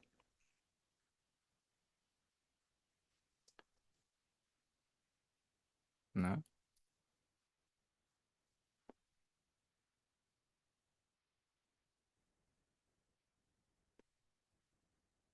Aquilo que a gente falou do celular também.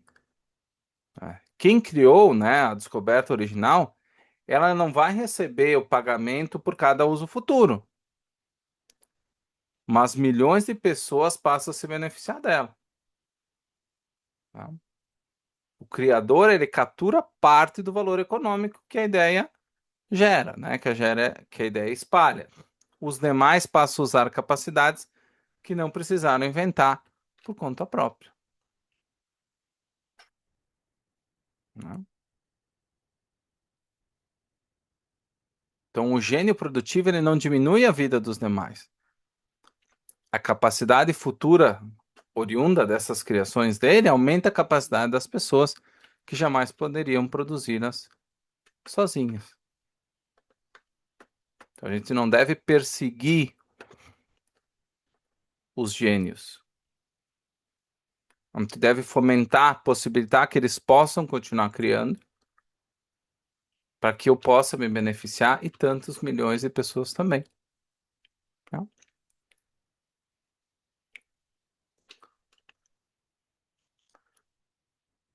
Então, esse é o exemplo que a Rand trouxe, né?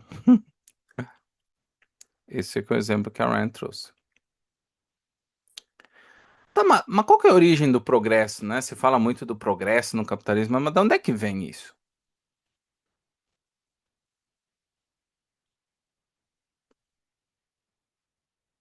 Um exemplo, então. Vamos começar com uma padaria. No fim do mês, o dono ele consome uma parte do que produziu e ele guarda o resto na poupança. Com essa poupança, ele compra um forno melhor. No mês seguinte, ele produz mais com esse novo forno. E para Rand é assim que a gente deve ver o excedente individual. Uma produção anterior gera recursos que podem financiar nova produção. Por isso que isso não é um excedente social. Ele é um excedente individual, porque ele não existe antes dos indivíduos. O recurso que sobrou no mês passado não veio de um fundo anônimo da sociedade. Alguém produziu, deixou de consumir hoje e consegue investir no futuro, né?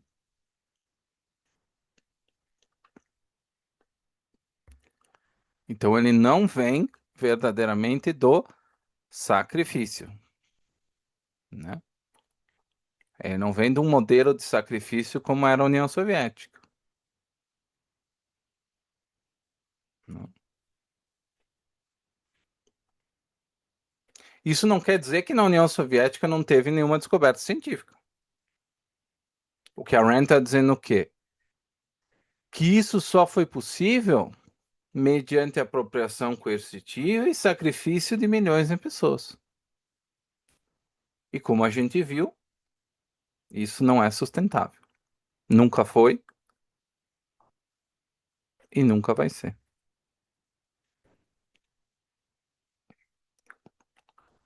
Uma coisa interessante, pessoal, é que, e a gente já falou disso em outra aula, a gente está numa época de inteligência artificial e de grandes avanços, né, na medicina. Ontem mesmo eu vi uma pesquisa que hoje eles estão testando uma vacina para estar na fase 3 para tratamento de alguns cânceres com o sistema de mRNA, né? Muito semelhante a algumas das vacinas que fizeram pro, pro COVID, né? E eles estão fazendo a pesquisa do câncer. O que que a Rand chama atenção para nós? Que a única forma da gente continuar crescendo, a gente tem que esquecer a ideia de progresso automático, como se fosse automático. Muitas das inovações que nós estamos vendo hoje, elas são produtos, elas são produto do quê? De inovações e de pesquisas da década de 70 e de 80. Inteligência artificial é da década de 50, começou o desenvolvimento, né? Muitas das vacinas que estão chegando hoje são produtos de pesquisa que começaram na década de 90, ou seja, praticamente 30 anos. Só que a prosperidade, ela não, a prosperidade futura, ela depende que hoje nós estejamos fazendo racionalmente grandes atos de pensamento e produção. A gente não pode achar que o futuro está garantido, que o nosso futuro já está determinado, que amanhã alguém vai acordar de manhã e vai, por uma mágica, descobrir alguma coisa nova. A gente depende de viver numa civilização que permita que cada vez mais as pessoas possam crescer,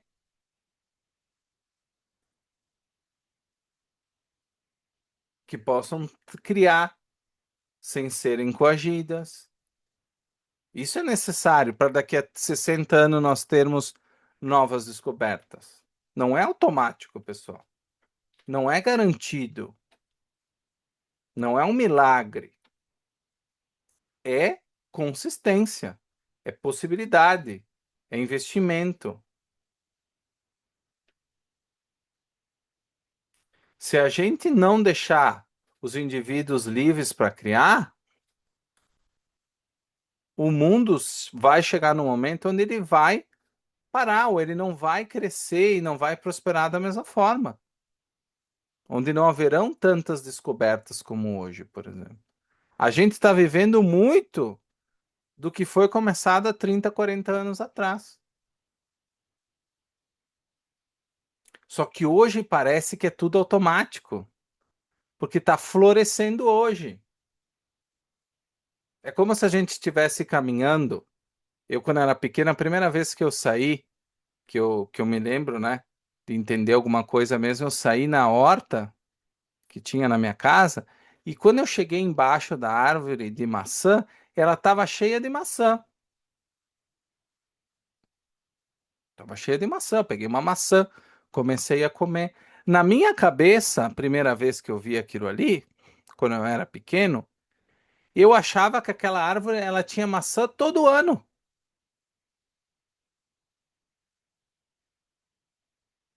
que era automático, que existiam plantas que tinham frutas toda hora. É isso que eu pensei na primeira vez que eu vi uma planta de maçã. E isso ficou 2, 3 meses, né? Enquanto passava ali a primavera e tal. E chegou num momento que não tinha mais maçã. Aí eu fui perguntar para minha avó: "Mas avó, o que que aconteceu com as maçãs? Por que que elas estão caindo? Não tem mais maçã?" Ela disse: "Não, existe um ciclo.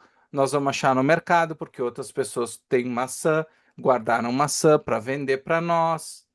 Mas essa minha planta aqui vai ter maçã outro ano." Aí eu comecei a entender: opa, eu aqui, maçã no meu terreno, vou ter só uma vez por ano. Mas daí, quando terminou a maçã, começou a uva. Eu disse: opa, agora a uva é para sempre, né? Uva vai ter para sempre. Ficava 3 meses, secava a planta de uva. Opa, mas vó, e agora? O que que vai acontecer com a uva? Não, alguém plantou, tem a produção, guardou essas uvas e vai colocar no mercado para a gente comprar.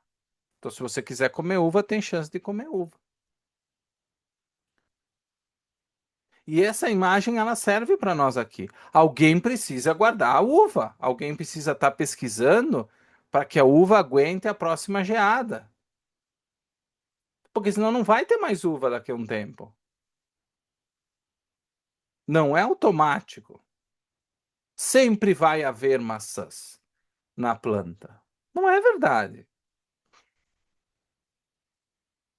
Só que muitas pessoas vivem as suas vidas e acham que a realidade é dessa forma. Vai ter, alguém vai trazer, alguém vai pôr no mercado. Ah, alguém vai produzir. Alguém vai pesquisar, né? Alguém. Alguém vai fazer. Pode ser que alguém faça, mas pelo menos a gente tem que estar preparado, né? Ter a capacidade de desses ciclos continuarem acontecendo. O Eric traz um exemplo, né? Tem uma lei que proíbe pesca de sardinhas em determinada época do ano para que dê tempo delas se reproduzirem. Senão, em um determinado momento, elas deixariam de existir no Brasil, para as sardinhas e para diversos outros peixes. O Daniel, as pessoas acham que a origem do frango é a geladeira do supermercado. Exatamente. Até a experiência do frango é interessante porque quando eu era pequeno também a gente tinha um pai de um amigo que ele era agrônomo e ele tinha o local onde de crescer os pintinhos. E quando a gente foi ver, é bem difícil essa parte de criação dos pintinhos, porque eles são muito fraquinhos. Então, qualquer mudança de temperatura, qualquer mudança de alimentação, eles morrem. E quando a gente foi lá no dia anterior, o capataz, né, a pessoa que cuidava do local, ele houve uma diferença de temperatura, não foi ajustado logo e milhares de pintinhos morreram.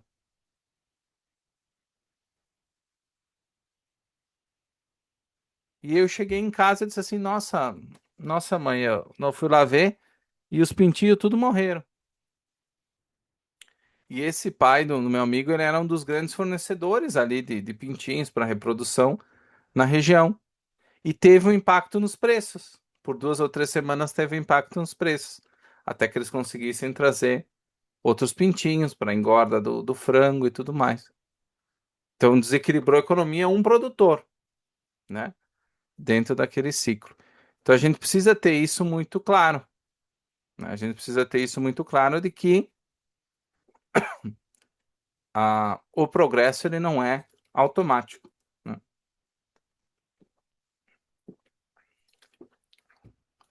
A gente precisa ter isso muito claro para que a gente não caia na armadilha de achar que o progresso ele é automático, né? A Rand finaliza o capítulo explicando a razão dos ataques ao capitalismo. A gente já viu que muito disso passa pelas teorias coletivistas, pela defesa do bem comum, que estaria por cima, né, dos interesses individuais, né? A questão, por exemplo, você já ouviu a frase, os bilionários não deveriam existir, ou seja, o que que é essa ideia? É a de que o progresso e o dinheiro eles já existem na, na realidade, eles não precisam ser criados. Logo, os bilionários não deveriam existir, porque se o dinheiro já existe mesmo, né, o bilionário em si não deveria, né? A riqueza já estaria produzida, ela só precisaria ser distribuída. Essa é uma premissa tribal, é uma premissa falsa e que leva a resultados terríveis, como a gente viu ao longo do tempo. Então, o que que a gente tem que tirar ah, dessa aula, né? O que que a gente precisa tirar? Qual que é a lição disso, né? A gente precisa pensar que o capitalismo ele não deve ser julgado porque ele funciona. Quantas vezes vocês já ouviram falar? Não, o socialismo não funciona. O capitalismo funciona. O capitalismo gera mais emprego, né? O capitalismo gera mais igualdade, gera mais liberdade. É- Essas coisas são abstratas. Eu preciso ter clareza. Mais PIB, mas o que que é PIB? É PIB para quem? É mais emprego para quem? Para o funcionário público ou para o empresário? É mais igualdade? Mas que tipo de igualdade? É mais liberdade? Uma liberdade para quem? Para fazer o quê? Né? A gente precisa sempre responder essas perguntas relacionadas à natureza do homem. Se eu tiver um sistema que não serve para o ser humano, ele não é bom, né? Eu preciso ter um padrão para julgar o capitalismo, eu preciso ter um padrão para julgar a razão, eu preciso ter um padrão para julgar a epistemologia, para julgar a natureza humana. Isso não é diferente. na hora de julgar um sistema político, né? Então, como é que a gente faz para julgar, né? Como é que a gente faz para julgar, então, um sistema político? No caso, o capitalismo, né? Que é o tema do nosso livro. Para a gente fazer esse julgamento, não é suficiente perguntar se o capitalismo funciona. A gente precisa fazer um caminho. A gente precisa saber que tipo de ser é o homem, como ele conhece, como ele avalia, por que cargas d'água ele precisa de liberdade. Parem, por favor, de defender liberdade nas redes sociais, de ficar jogando esse conceito à reveria nas redes sociais. Não façam isso. Isso é pisar no conceito de liberdade. A liberdade, falar de liberdade só faz sentido de liberdade para quem e para quê. Se isso não tiver claro na cabeça de vocês, tanto faz ter liberdade ou viver na União Soviética, tanto faz.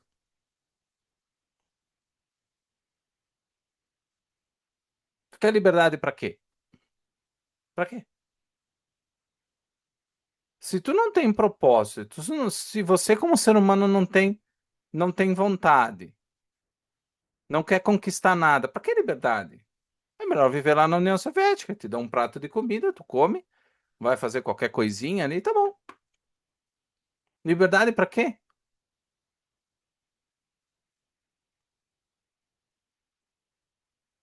Quando a gente tem isso claro, aí a gente pode discutir quais instituições permitem, né? Então, eu transformar julgamento em ação sem uso da violência. Não faz sentido a gente falar de mercado falando só de mecanismo de preço. Faz algum sentido? Que esse é o ponto justamente que o Eduardo trouxe lá no início da aula. Faz sentido eu falar de mecanismos de preço? Eu chegar para o cara da rua e dizer assim, não, vamos defender o capitalismo, porque daí no capitalismo a gente consegue ter preços, né, que vêm, né, da relação de oferta e demanda de pessoas trocando livremente.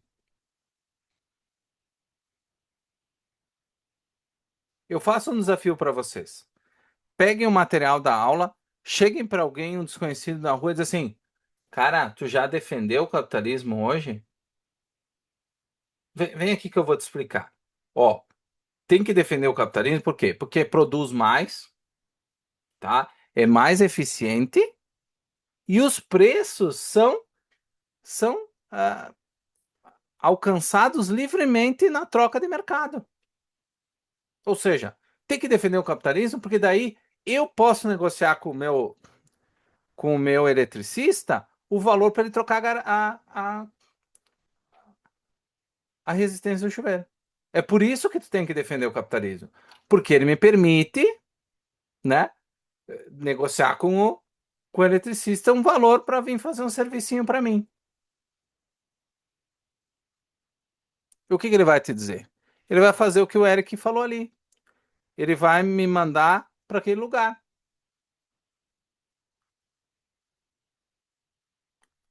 Porque, em primeiro lugar, é um argumento ruim. Em segundo lugar, como eu já falei desde o início do texto, a economia é a última coisa com quem a maioria das pessoas se preocupa na hora de tomar uma decisão. A Aline trouxe o endividamento das famílias. É o exemplo perfeito. Tu acha que todas as famílias elas ganham mal? Elas são endividadas porque elas ganham mal. Não é verdade. A maioria das famílias toma a decisão de comprar com uma base que não é econômica. É uma base que é subjetiva.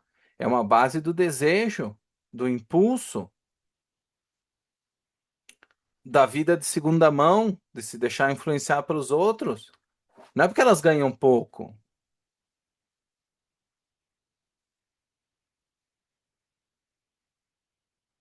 Então parem de acreditar que a gente vai ganhar essa discussão e que o capitalismo ele deve ser defendido porque ele funciona.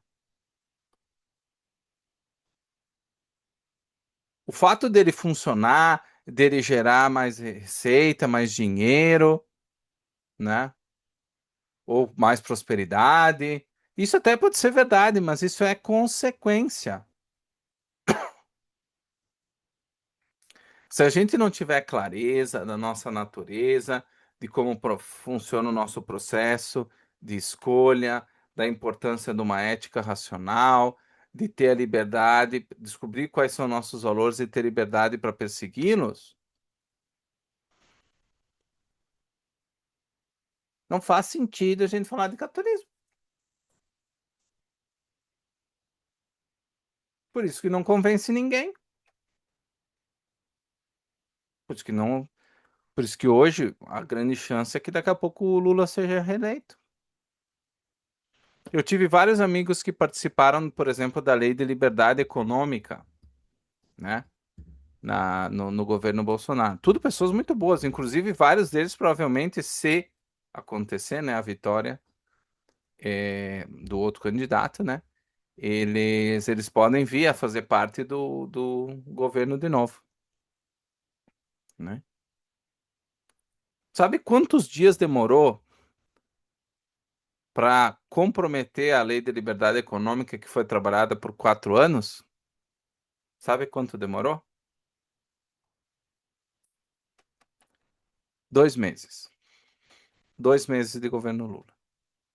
Economicamente falando, a lei é perfeita. É perfeita. Toca em todos os pontos necessários. Agora, assume o novo governo. O que que motivou a mudança da lei? Foi economia? Um governo como Lula que quer arrecadar impostos como se não houvesse amanhã. Eles querem que as empresas produzam, apesar de fazer muitas coisas ao contrário, né? Muitos movimentos ao contrário. Qual é o motivo do abandono e daqui a pouco até uma inconstitucionalidade da lei? É que ela é uma lei contra o povo. Ela é moralmente errada, porque ela beneficia o empresário e ela precisa ser combatida. Ou seja, ela não está sendo combatida no campo econômico, ela está sendo combatida no campo moral, que é o que a Rand está dizendo aqui. Então, pessoal, se tem que tirar uma lição dessa aula, dessas 3 aulas do capítulo 1, parem, parem de defender o capitalismo em termos utilitaristas, em termos consequencialistas. Defendam o sistema no todo o projeto que a gente fez, todo o trajeto que nós fizemos. Do contrário, nós não vamos convencer ninguém. Não vamos convencer ninguém. Então, essa é a principal lição da aula de hoje. Alguma pergunta?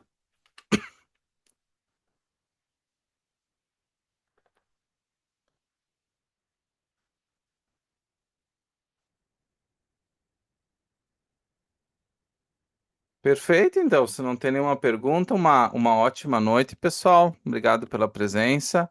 Em massa, ótimos números que a gente está conseguindo. Patrícia, tudo tá lá na nossa playlist, se você não pode ver as outras aulas também. E conto com a presença de vocês. Ah, fala, Eric. Eu fico observando um pouco do que acontece, pouco, bem de longe, do que acontece na Argentina. E eu acredito que quando a onda Milei acabar, em razão da sociedade lá não ter mudado, é muito provável que aconteça lá o que aconteceu aqui.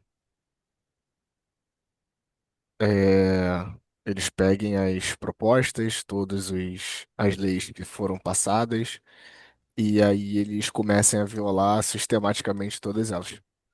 Assim como na Venezuela, a mesma coisa.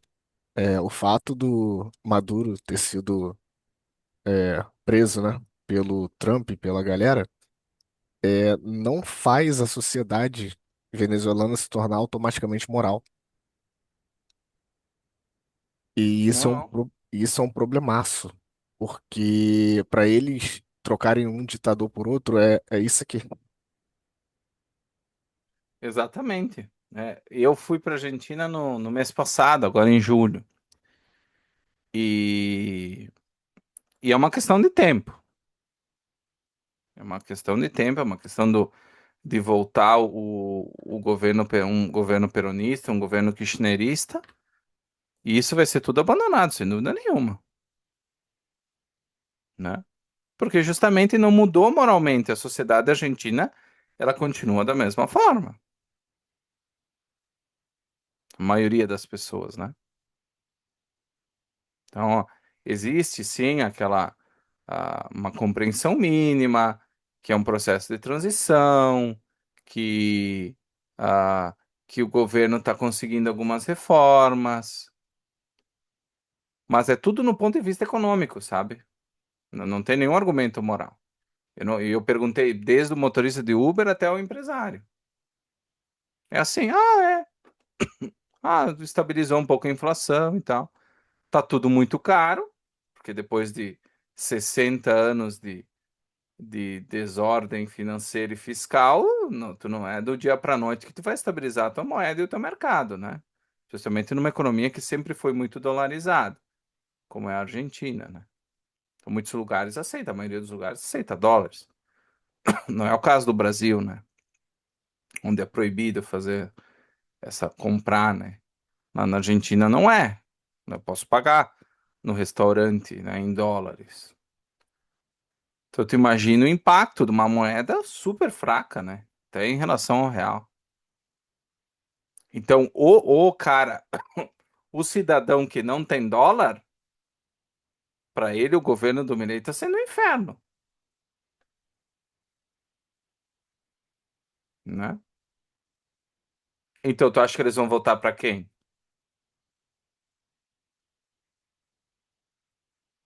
na próxima eleição? Eles vão votar para quem jogue um monte de moeda no mercado, para que eles não precisem. Tem até um comentarista, um comentarista esportivo aqui do Rio Grande do Sul, que ele fala que o cara pediu, como é que tava o dólar? Ele disse, eu não como dólar, eu não tenho dólar. Para mim, tanto faz, né? É uma brincadeira, mas esse nível de ignorância que faz a gente estar neste nível e na Argentina o nível que eles estão. E olha que lá tem muito mais dólar, né? Então, assim, é para pensar. Essa aula nos convida a pensar muito sobre essa questão, ali, para ver qual que é pobre não come gasolina, né? Exatamente. Então, é essas coisas que a gente tem que pensar para não cometer o erro. E é importante que essa mensagem chegue nos políticos, chegue naquelas pessoas que estão. A gente precisa explicar para as pessoas isso, não é obrigação, né? Eu não estou apontando uma arma para você sair amanhã, entre aspas, catequizar o povo sobre a mensagem objetivista, mas esse é o fato. A gente já tentou ensinar economia e não é isso. Tu vai ensinar a gestão financeira para as pessoas. É bom? É bom. É bom. É ótimo. Só que elas têm que ter a moral correta, porque senão elas vão gastar igual. Elas vão gastar igual. Daí o endividamento. O endividamento geral, como eu falei, não é porque todo mundo é ignorante de economia. Só nós aqui entendemos de economia e investimento. Só nós aqui, na nossa sala do Zoom. Não. Quantas pessoas perdem fortunas, caem em golpes, investe em pirâmides e tem conhecimento financeiro. Como é que tu explica? Fala, Eric. Você me deu um outro insight aqui de uma cliente que eu atendi essa semana. Ela se queixou de ter caído no golpe, né? Do falso advogado.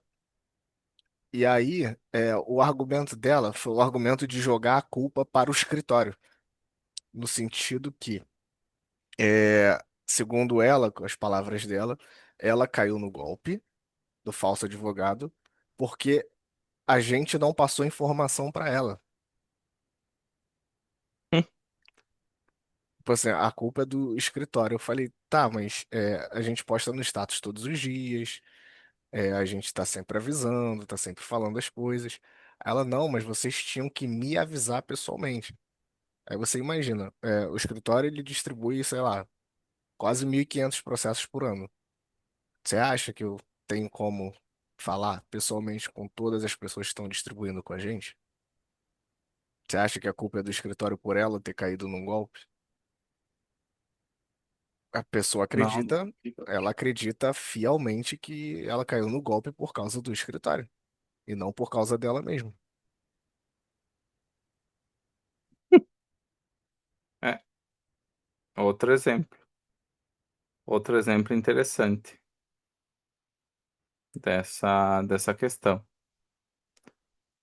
Então vamos pensar, pessoal, se vocês tiverem também a a Aline comentou sobre as finanças comportamentais, também a gente pode falar disso também, é outra linha de pesquisa bem interessante, né?